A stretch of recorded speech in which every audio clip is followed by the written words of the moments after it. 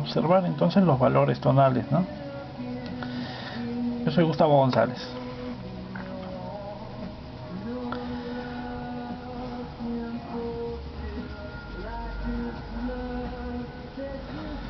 Entonces estoy con el tema de la solución de los ovoides, pero ahora ya estoy sombreando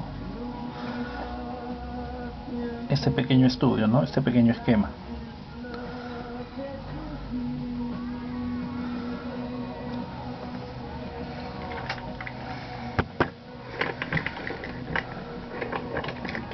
Quiero darle un acabado de sombras.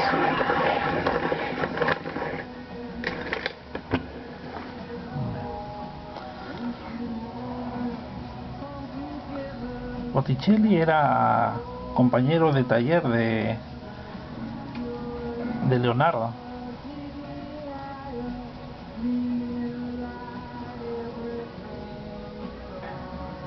Pero Leonardo no le gustaba mucho este tipo de estilo de trabajo, ¿no? Demasiado idealizado, muy ornamental. Él era más científico y si bien mezclaba un poco este tipo de diseño con lo anatómico, no se escapaba, ¿no? De esa dulzura de las formas que le habían enseñado, ¿no? Era lo común. Bien, entonces lo que voy tratando de hacer es con la punta hacer un tratamiento de sombras suaves hacia las luces y ya más cruzadas y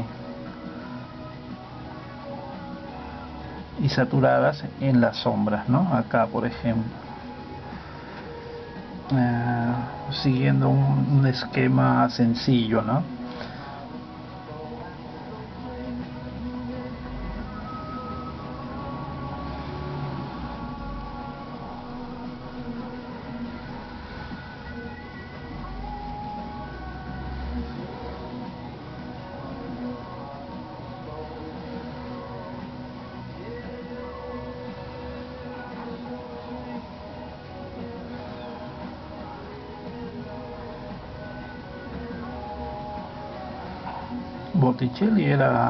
Sandro Botticelli era también un artista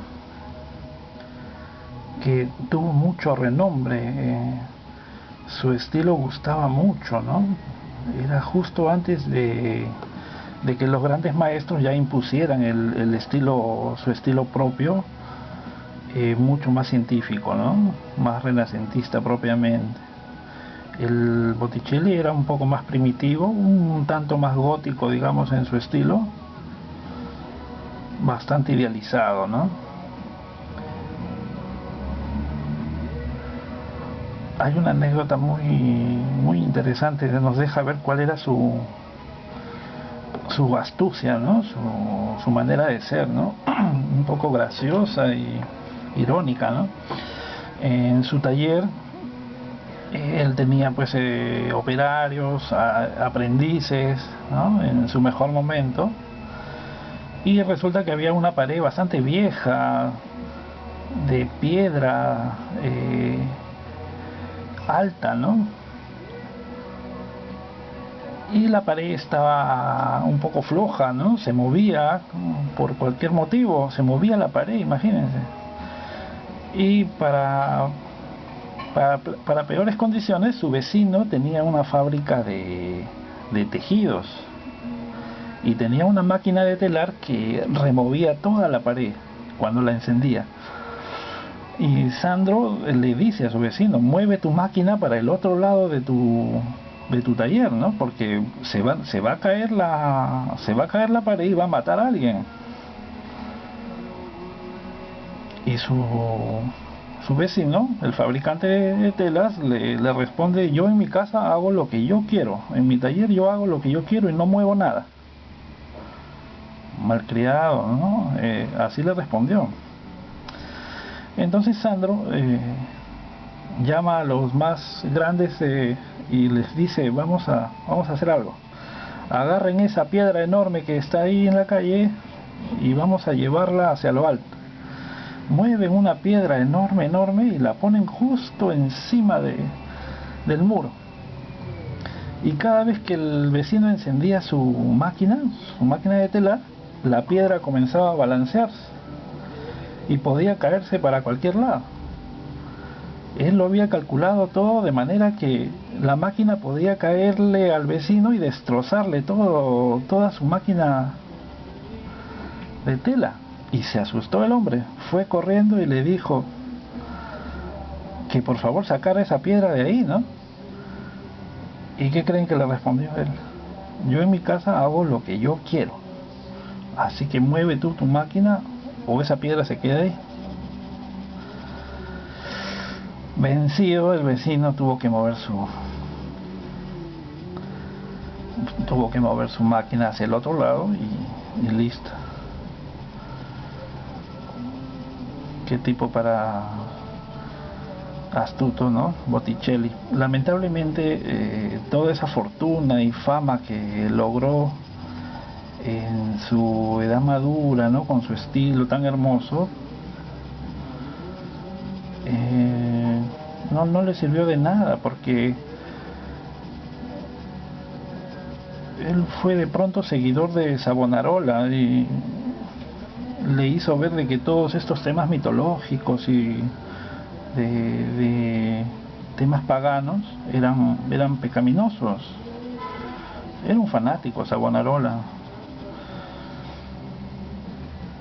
y lo convenció a tal punto que él mismo quemó sus cuadros, muchos de sus cuadros, y ya no volvió a pintar ese tipo de temas por los cuales él tenía encargos y estaba muy bien remunerado. Y el pobre Sandro terminó en la miseria, ¿no? Sus compañeros del gremio tenían que pedir ayuda por él.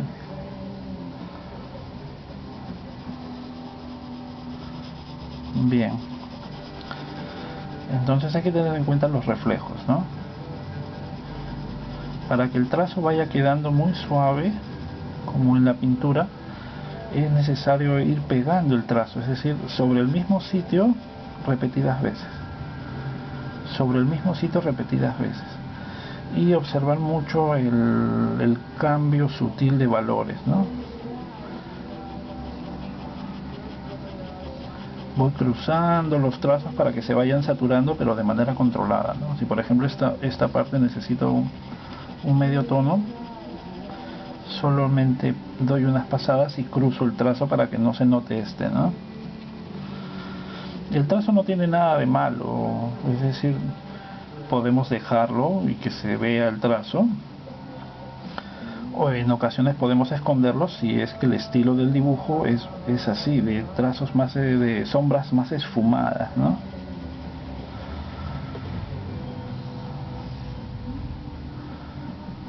Hay una pequeña arruguita, ¿no?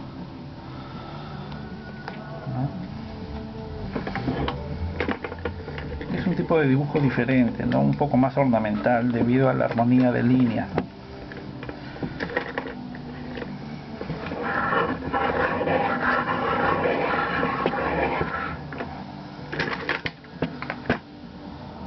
Aquí me faltan unas sombras.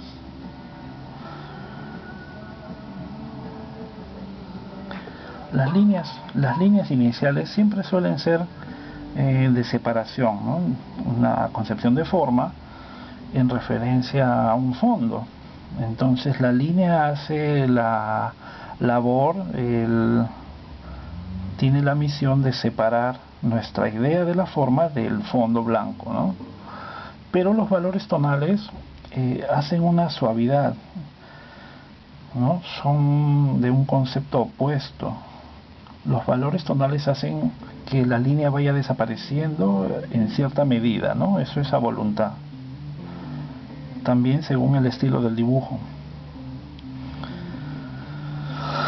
El amigo Pablo Avalón, un gran amigo de Argentina, me preguntaba acerca de por qué los dibujos a veces se ven bien y a veces se ven mal en cuanto al tono del fondo y lo que hacemos con los valores, ¿no?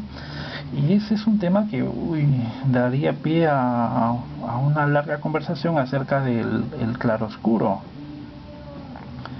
¿no? El hecho de nosotros proponer una imagen sin tener en cuenta el resto de la imagen, del formato, hace que muchos dibujos se vean muy mal, incluso las pinturas, ¿no? Muchas veces el pintor resuelve un retrato, digamos, o una figura y no sabe muy bien qué hacer con el fondo. Entonces un buen trabajo puede verse afectado terriblemente por un mal fondo.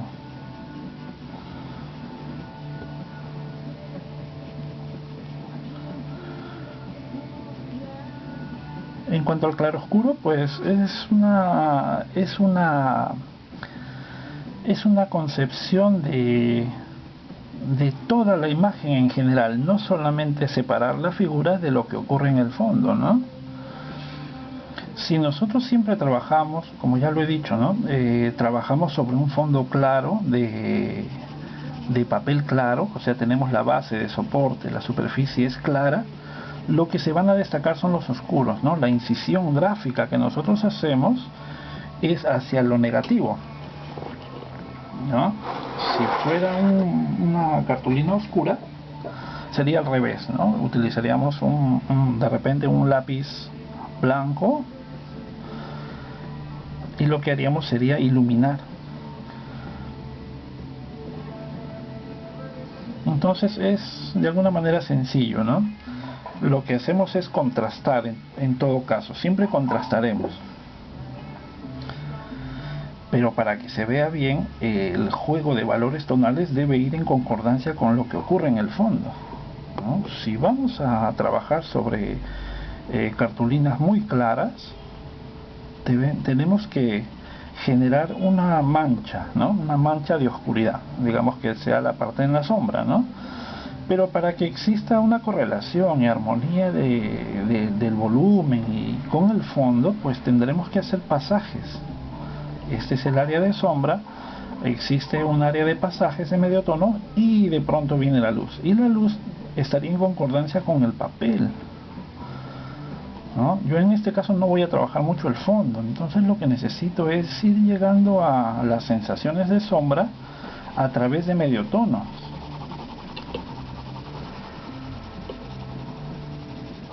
¿Cuántos valores tonales hay que usar? Pues según nuestra composición, el diseño.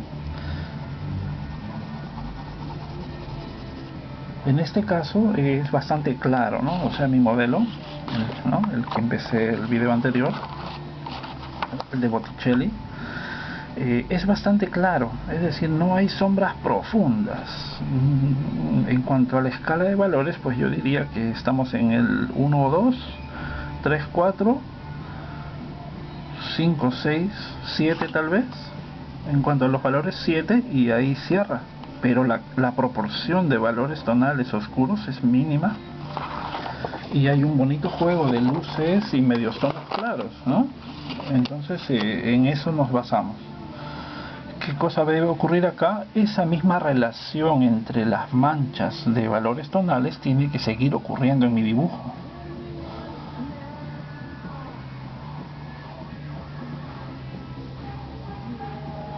¿No? Si yo digo que este es el tono más fuerte en este sector, todo lo demás debería ir en relación a él.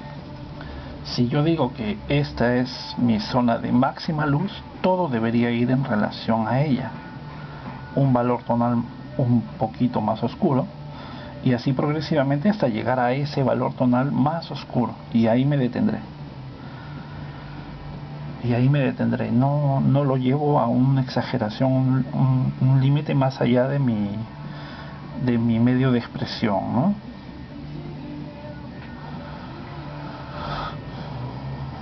Bien, eso es. Hay una correspondencia entonces entre estas líneas de Botticelli, ¿no? Magníficas, armoniosas, ¿no? Terminé haciendo más el estudio de Botticelli que el de Miguel Ángel, ¿no? Pero es que es muy agradable, ¿no? Yo tengo estas láminas siempre por ahí a la vista, ¿no? Las pego, las tengo ahí en mi tablero, porque el adiestramiento que nosotros necesitamos es en torno al gusto, claro, la técnica también. Pero ¿cómo sabemos qué cosa es un buen dibujo? Pues disfrutándolo todos los días, o sea, generando un buen gusto, ¿no? Como el músico. Si desde niño escucha el piano, escucha, su oído se nutre, se da cuenta de la sutileza de los cambios, ¿no? Y sabe cuándo hay armonías, acordes agradables y cuándo es solamente un ruido, ¿no? Y nosotros también, pero el problema que tenemos es que hay una lluvia de estímulos visuales desagradables, de mal gusto, ¿no? Las fotografías, la publicidad, qué sé yo, tantas cosas, ¿no? En las calles o por donde andamos. Entonces tendríamos que hacer, ¿no? Como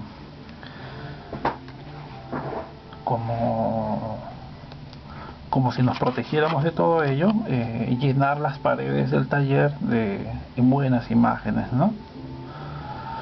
De buenas imágenes, convivir con ellas, convivir con excelentes imágenes de dibujos, ¿no? De grandes maestros, Van Dyck, Bacaflor, Holbein, Ingres. Bueno, eso en el caso mío, que me encanta el trabajo clásico y académico, pero tú puedes escoger el mejor artista que a ti te parezca, Toulouse, Van Gogh, qué sé yo, ¿no? Dalí, si eres surrealista. Acá hay una sombra muy bonita, ¿no? Que va cortando. Y absorber todos sus conocimientos, es decir, ellos nos enseñan a través de los cuadros, ¿no? Puede ser que los grandes maestros no hayan dejado textos, ¿no? No eran como Leonardo, que tenía una afición por la didáctica, pero con sus cuadros nos enseñan mucho, ¿no? Acá hay tonos más sutiles, pero ¿valdrá la pena hacerlos? ¿O ya se haría demasiado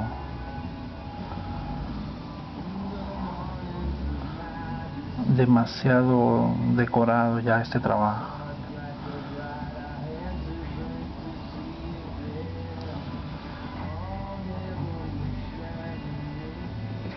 Este es un polícromo, por si acaso, ¿no? Y bueno, ¿qué papeles usar? ¿Qué cartulinas usar en todo caso, ¿no? Por ejemplo, esta que tiene como una textura arenosa es interesante. Pero como a veces las corto, no guardo exactamente el nombre, ¿no? Me parece que es una Sadipal, que es una fábrica de acá, ¿no? No tiene tampoco el sello. Pero las de Canson Mitentes también son buenas y vienen en muchos colores, ¿no? Creo que un muchacho me preguntó por este tipo de cartulina donde hice al Tintoretto, ¿no? La copia de Tintoretto. Es como acanalada, tiene como una textura y es satinada. Yo lo que hago es, no me baso mucho en las marcas. Yo voy a las fábricas, ahí donde venden cartulinas para hacer gráficas, tarjetas, encartes, ¿no? Y comienzo a escoger cuál me gusta, ¿no? Solo cuando se trata de dibujos importantes de encargos, sí tengo que hacerlas en una cartulina sin ácido, ¿no? Libre de ácidos, para que no se honguee. Pero es que yo encuentro mucha belleza en el color mismo de las cartulinas. Por ejemplo, esta es una cartulina con la que hacen cajas, ¿no? Cajas delgaditas. pero esa textura y color me parecía maravilloso, ¿no? Pero si se dan cuenta en los bordes ya empezó un poco a deteriorarse, ¿no? Pero se trata de las prácticas, ¿no? Un trabajo un trabajo sobre fondo claro, pues tiene que, por ejemplo, estos, ¿no? Este de acá que tengo aquí al costado, ¿no? El San Sebastián. Sobre fondo claro, entonces yo no llegaré a los valores tonales de máximo oscuro porque no me sirven para este dibujo y en ese entorno. Yo voy viendo hasta dónde llegaría el oscuro promedio que solventa esa clave tonal, y ahí me quedo, ¿no? Ya enmarqué a Santa Catalina.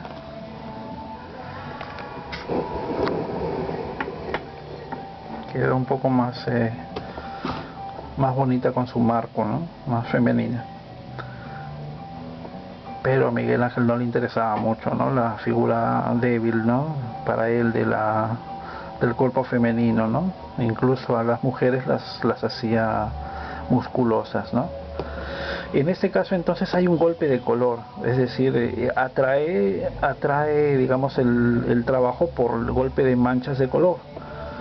Pero cuando uno quiere estudiar ya no la parte abstracta, sino el sustento mismo del tema, comienza a configurar en su mente qué cosa es. Es una mujer, acá está la cabeza, los brazos, pero desde lejos, digamos a unos 10 metros, solamente va a haber una mancha media verdosa y una mancha azul, ¿no? Entonces tiene un golpe abstracto de color. Pero eso ya es por composición, ¿no? Pero algo tiene que ver, ¿no? Aquí lo que hice fue un versus entre dibujo y color. A ver qué pasaba, ¿no? Bien, entonces en nuestro quehacer de dibujantes por medio de las copias podemos ir aprendiendo muchos conceptos, ¿no? Así es como me va quedando esta figura, ¿no?